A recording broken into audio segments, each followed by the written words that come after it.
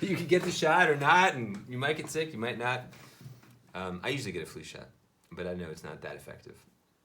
Okay, so we didn't cover a lot of new ground today. The first thing we did is we combined the 1-4-5 with the following progression. So you can go.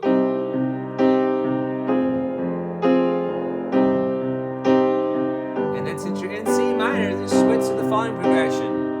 You can do as many beats as you want on each chord, but get that same thumb move going. And then go right back.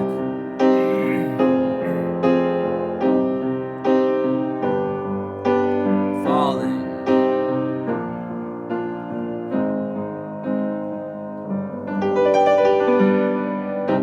Okay, excuse me. Now, you can apply that, of course, to F minor and G minor. We talked about inversion, so take a basic C, put your thumb in the next slot, put the C on top. 1, 2, 5 is your fingering. That's the first inversion. Thumb in the next slot, E on top. 1, 3, 5 is the fingering. That's the next inversion. Thumb in the slot, E, G on top again, back where you started. Then do it in reverse. And repeat it for F. Taking as much time as you need, then for G.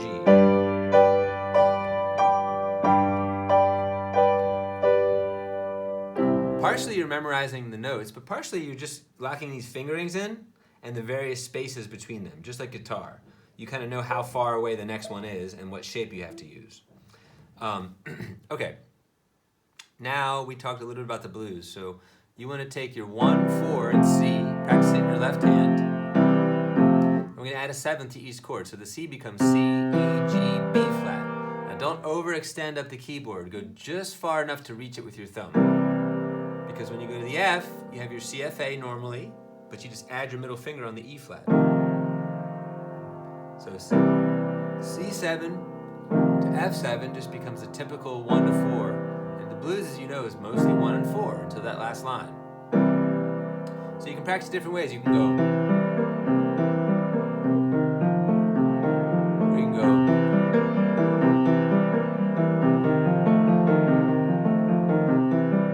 you can practice it a million different ways, but those will kind of get your hand limbered up a little bit. And then you just want to add the minor blues scale, which goes C, E flat, F, G flat, G. And like any scale, you want to play this slowly and really separate the fingers so that you're building your technique. You don't want it to just kind of be muddling around like this because you won't get any better at it. And once you practice them independently, just go. Sorry. All I'm doing is playing the chord once so I can hear the tonality. You can do the scale as many times in a row as you want before you change chords. You can put it up an octave. Or another. Sounds good everywhere. And then when you really get comfortable, you can start trying to just fuck around. You can just go.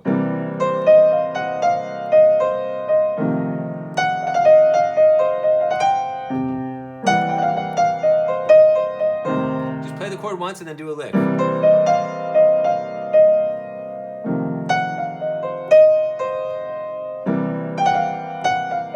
get the idea. Just kind of a basic improvisation in the blues style.